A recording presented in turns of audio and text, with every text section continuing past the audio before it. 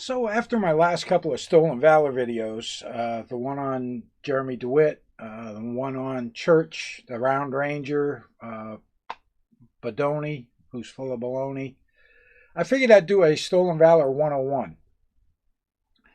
And I'm just going to go over the Stolen Valor Act. I'm not going to dig real deep into any of this stuff, but I am going to bring everybody up to speed, so to speak, on Stolen Valor. And I'm also going to discuss a little bit about when you can wear, when a retiree or a veteran, a honorably discharged veteran, can wear a military uniform. And that's only because, and I'm basing that on what I've seen in comments. I see a lot of comments, that really aren't 100% correct in regards to Stolen Valor. And you got two different classes of Stolen Valor. You've got the guys that have never served ever, and you're unable to find any records on them, or the guys that have had a 100% honorable career, but yet they embellish it. And that to me is even worse than somebody claiming they were in and weren't, is the guys that had a 100% honorable career, and then they turn around and they embellish, embellish their awards and decorations and so on and so forth. And I find that even worse. But as you can see in my background picture, this guy, he was known as Soup Sandwich, and I'm kind of looking at the picture a little bit. As you can see, he has got just, I guess if you're going to steal valor, steal all of it. The combat infantry badge is hilarious with 2 stars on it. This guy was like 38 years old or somewhere right around in there. He was actually at a graduation at Fort Benning and was escorted off base because he showed up wearing this pile of shit all over his uniform. And it's a Air Force enlisted uniform, so he's got a lot of mixed match stuff, which could happen, but in this case, no. He definitely had some mental issues, and if you did a Stolen Valor Soup Sandwich Google search, you'll be able to find everything about him. He eventually, I believe, took his own life, which is horrible, but he had a lot of mental issues going on.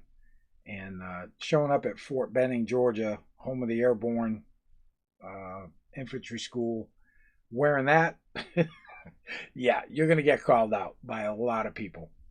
So anyway, be back in just a minute and we'll get into this. Okay, so let's say you got a friend that says, he did 20 years in the military. When I first joined the military, they always told you save every piece of paper, save everything, save it, because you never know if you're going to need it. I have got a lot of stuff. I mean, I've got an old dresser down in the basement that's got one drawer full of military records from 1978 on. I've got some leaving earning statements from back when I first joined the military in September of 1978. And right here, I keep my most recent military records. A lot of this is my retirement stuff. I've got just a ton of stuff in here. Everything that I would ever need readily available. I've got PT cards. I've got copies of my DD-214, which is my discharge papers, my retirement papers. I have got, stuff from the VA. I've got everything. I've got award certificates in here. I just like, here's one of my Army Commendation medals I got. Actually, 2 of them. Here's 2 of my Army Commendation certificates. Certificates of achievement, I've got everything, honorable discharges. I've got all that stuff readily available. And I keep it close at hand in my desk, in my file drawer. I've also got another file in here. This is just the Stolen Valor investigations that I have done, requesting records. And I've got a pretty good stack of them, as you can see. And a lot of the ones I get back from NPRC, for instance, this one here, they basically say unsuccessful in identifying any military service for this individual. You get a lot of those back. And then you get a lot of them back as well that actually give you a lot of information. This one, this is somebody who embellished a career quite extensively. But you get back the nice cover sheet that basically outlines everything in their records. Here's a listing of assignments. So I get all this stuff back, and I can verify claims that way. I've also got this one really big envelope full of stuff on the Round Ranger. Back when I did that, assisted John Leela in that investigation. So most military guys hang on to their stuff. They keep everything. Put that right back in there. So, you know, if somebody says that they did this, that, and the other thing, and you kind of question them on it and they sound questionable, I'll just say, man, if you got all the documentation on that stuff, that's pretty cool. We should maybe do a YouTube video on your military service and try and get them to show you the stuff. If they start saying, well, my records are sealed, or, you know, they're confidential, you don't have clearance to get them, it's all bullshit. You can get it. All you got to do is send in that SF-180 and you'll get it back. So that's an indicator. Let's just go to let's see. Let's go to YouTube. This is just a basic search for Stolen Valor, and as you can see, a ton of stuff gets brought up, and these guys that confront them, well, here's the stuff. It says at Navy base. I don't know if he tried to get in a Navy base, but that photo is actually at Fort Benning.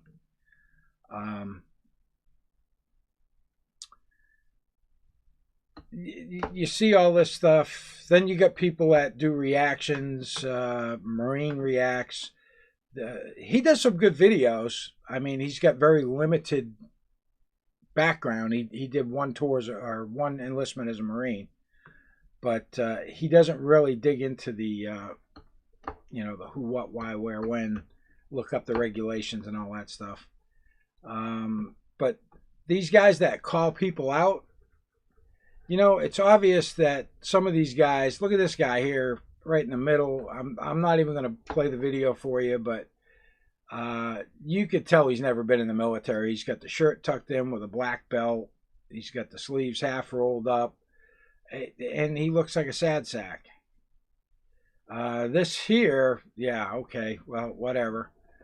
Don't ask, don't tell. If you change your gender, that's fine. That was also found to be BS. This guy here, award's not right. Everything kind of scattered around on his uniform. I mean, I'm not going to play any of these videos, but if you do a search, guys, don't be calling them out in public and trying to videotape it and do that stuff. It makes everybody look bad, especially if you are a veteran. You know, try and refrain from chasing somebody through Walmart yelling Stolen Valor, because you look like an idiot. And that's my opinion. If you want to go up to somebody, maybe try and get a little background information, you know, ask them a little bit, and then you know they're full of crap. Yeah, by all means, you can do something, but, you know, don't chase them around. Don't be screaming and yelling, because it just makes all veterans look bad. And when you're doing this, especially in public. Um, and there's ways you can go on military phonies, and there's a request form you can fill out for suspected stolen valor, and they will actually get the records and investigate the case for you. I offered to do that for some people, and I think I've got like 6 or 7 requests out right now. But it's going to take 8 to 10 weeks for that stuff to come back. So that's where I'm at with that. So let's take a look at a couple of other things in regards to this. How about AR670.com? This is a great website. It's not owned by the military or anything like that. However, they break down AR670-1, which is the military's or the Army regulation in regards to uniform wear, appearance, all that stuff. So, first thing I wanted to show you is wear of the uniform by retired personnel. I haven't put a uniform on since I retired. The day I retired and I left the base, I drove home, took off my ACU uniform, which was the uniform of the day, duty uniform. It got washed, folded up, put in a bag, vacuum bag, stuck in the bottom of my closet. That's where it's been ever since. My dress blues are hanging up in my closet with a bag over them, all done up with all my stuff on it. And the next time I put that uniform on, they'll be putting me in the ground, most likely. So let's talk about retirees. Personnel who will be advanced to a higher grade, they got what they call a wooden star or something like that, where guys would get promoted to their next grade on retirement. Wouldn't have any effect on their retirement pay. They'd just, if they go to some type of a function, they'd be able to wear the next higher rank. Retired personnel on active duty doesn't make a lot of sense, but once you retire, you are placed into the retired reserve, and you could be called back to active duty. You would wear the appropriate uniform at that time. Let's see what stands out.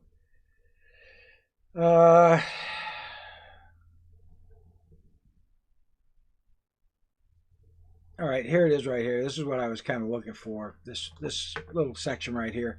While attending military funerals, memorial services, weddings, inaugurals, and other occasions of ceremony, you, as a retired military member, are allowed to wear your service dress uniform. You're not going out wearing a utility uniform, a daily utility uniform. You can attend parades, state holidays, other patriotic events. And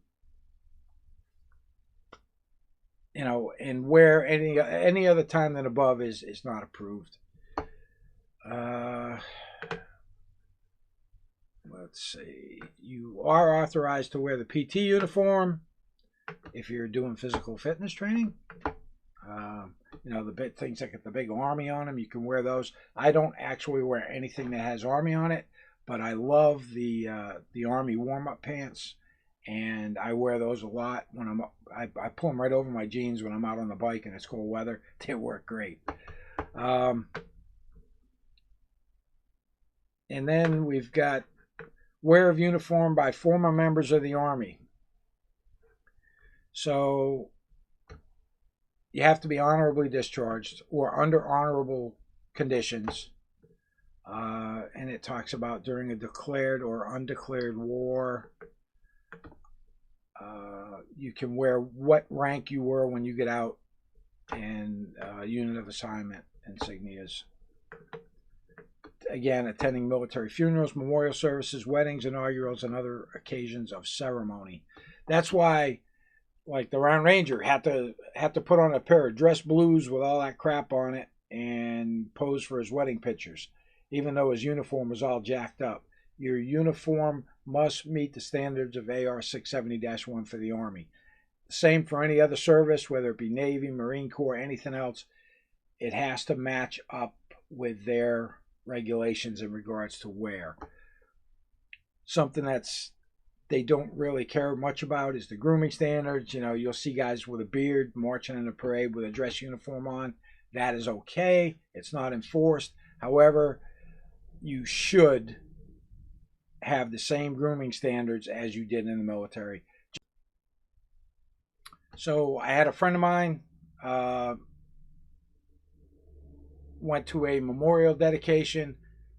He was wearing his service dress uniform, his blues, clean shaven, haircut within regs. And he really looked great. Get out there, gave his little speech and stuff. It was awesome. So basically, these guys that you see standing out in the median wearing a set of utility uniforms, begging, they're not supposed to be doing it if they were honorably discharged. Civilians, you're going to see them out there wearing it, and we're going to talk a little bit more about that here in a few minutes. So for right now, we've talked about retirees, we've talked about honorably discharged veterans, and we're going to get a little more into the Stolen Valor Act of 2013, which updated the Stolen Valor Act of 2005. So we'll be right back. Okay, a couple things I wanted to talk about before we get into the Stolen Valor Act. Let's go back to my capture here, and let's get this over to where you can see what it is. So this is 10 U.S.C. Chapter 45, the uniform. This is from Title 10, United States Code, and these are the laws in regards to unauthorized wearing, disposition on discharge, what you can do, what you can't do, so on and so forth. And I'm going to put links to these down in the description. That way you can, click on the link and go read some of these, because it's some good reading. It'll give you a little bit more information on the wear of military uniforms, the laws against such wearing of uniforms, and actually some of the punishments for doing so. Let's take a look at the Stolen Valor Act 2013. And I'm going to zoom this in a little bit so you can see it a little bit better. Stolen Valor Act of 2013, it had some changes to it. It's only a 7-page document, so it's not this big, huge thing. It talks about the purpose and summary, and this has got the changes from the 2005 version to the 2013 version. And we're going to go down to, let's see, we'll go down to page 6 or 7. I'm not going to get into the background, and I'm not going to get real deep in the rest of this. There'll be a link in the description of the video. Let's see, where did I want to go with this? I wanted to basically just show you what the major changes were. Here's the section analysis. So section 1, the short title. This section cites the short title of the act as the Stolen Valor Act of 2013, fraudulent representations about receipt of military decorations or medals. It amends subsection B of 704, and it changes some stuff, and I'm going to move down to where it changes in the crime section here. So in parentheses here, that was a change. Whoever knowingly wears, purchases, attempts to purchase, solicits or purchase, mails, ships, imports, exports, produces blank certificates of receipt for, manufactures, sells, blah, blah, blah, blah. Any decoration or medal authorized by Congress for the Armed Forces of the United States or any other service medals or badges awarded to the members of such forces, whether ribbon, button, or rosette of any such badge, decoration, or medal, color imitations, and it basically covers all of that. And here's B, and this is the changed portion of it. Fraudulent representations about receipt of military decorations or medals. Whoever, with intent to obtain money, property, or other tangible benefit, fraudulently holds oneself out to be a recipient of a decoration or medal described in subsection C2 or D, shall be fined under this title and imprisoned not more than 1 year or both. Now, keep that in mind. We have a picture of Jeremy DeWitt. And in that uniform, I can clearly see a combat infantry badge and a silver star and a Purple Heart. You can see them in the ribbon rack. So, keeping that in mind, if a decoration or medal involved in an offense under subsection A or B is a Congressional Medal of Honor in lieu of the punishment provided in that subsection, they will be fined under this title, imprisoned not more than 1 year or both. We're going to move down. It talks about all the different Distinguished Service Crosses, a Navy Cross, Air Force Cross. It talks about the different ones. And then it goes into, right here, a Silver Star Award under section, and it gives the sections of Title 10, a Purple Heart awarded under a section, a combat badge, or any replacement or duplicate medal for such medal as authorized by law. Now it talks about combat badges defined. In this subsection, the term combat badge means a combat infantryman's badge, combat action badge, combat medical badge, combat action ribbon, or combat action medal. So, I have a combat action badge because I'm not infantry. And if you wear that, you could be fined under this title, imprisoned of not more than 1 year or both. However, finding someone to actually make this arrest under federal law, it's going to be kind of tough. Usually the FBI is the one that does this, but they usually don't get involved unless there's an egregious conduct along with the stolen valor. And let me talk a little bit about, I know I mentioned it, the two types, people that have never served, and then you've got the people that embellish their career. This guy, Bob Walker, this guy, he's standing here holding a shadow box with a bunch of medals and stuff in it. He was in the U.S. Marines, had a very honorable career. I mean, I was in awe of his career. However, and out of sequence, he has to add a silver star right here. And he also talked about having, let's see, we'll go down here. Oh, yeah, he said that his records were destroyed in the 73 fire, but nope, they weren't. He actually supplied a copy of his discharge papers. So this is what NPRC sent back. This came directly from NPRC. National Defense Service Medal, Vietnamese Service Medal with 1 silver star, campaign star. Not a silver star medal. Vietnamese campaign medal with 1960 device. Combat action ribbon. Purple Heart with 1 gold star. A Navy Commendation Medal with a Combat V. And the Combat V is for Valor. Meritorious Unit Commendation, a Bronze Star Medal with a V. The guy was a badass.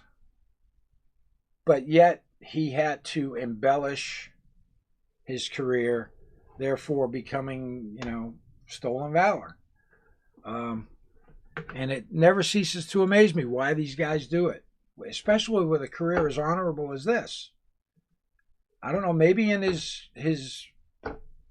advanced age, he thought that the silver stars on his the other ribbon was an actual silver star medal. However, I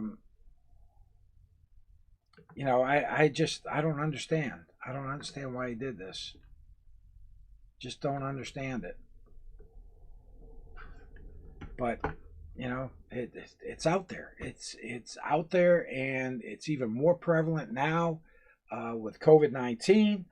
The people, they come up with these fake certificates and fake awards and all this stuff, and they try and even fake DD-214s, which is a discharge paper, They come up with forged ones and they try and get VA benefits. I mean, if you look up VA fraud, you'll see where people that never served in the military or that served in the military but embellished their careers, awarding themselves Purple Hearts and all this other stuff to get VA benefits. If you're 100% disabled in the VA, you can get a little bit better than $3,000 a month. And there's guys out there running around doing it. It's insane. But I did want to bring up, a little Stolen Valor 101, just touching on some stuff. If you think somebody's a phony and you can get a little bit of information from them, please get somebody who's been doing this. Go to militaryphonies.com, fill out their little their page, and request information.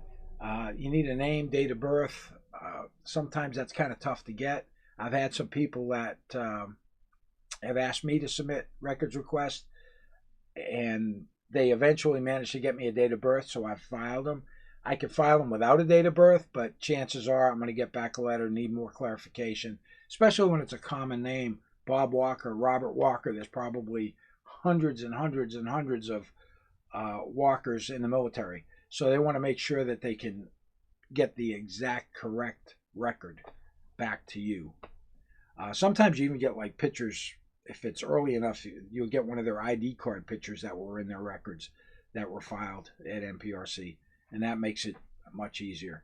And a lot of times you just get the cover sheet and very little documentation. All depends on which clerk you get when they look up your records. And with COVID-19, everything's taken so much longer now to get stuff back. So that's where we're at. I hope you enjoy this Stolen Valor 101. I'll be doing my Stolen Valor highlight for next month. I'm going to try and get that posted on 1 January. So you'll have something to watch on January 1st. Also, make sure you take a look at all my motorcycle content. I just did a couple of days up at Rob's Dyno Service, and we did some mechanical videos. Dan, the head mechanic up there, was working on a couple of bikes, so I got some video of what he was going on there.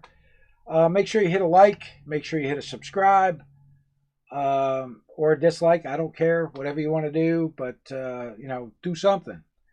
And if you're still out there riding your bike, keep the shiny side up, rubber side down, and everybody just have a great day.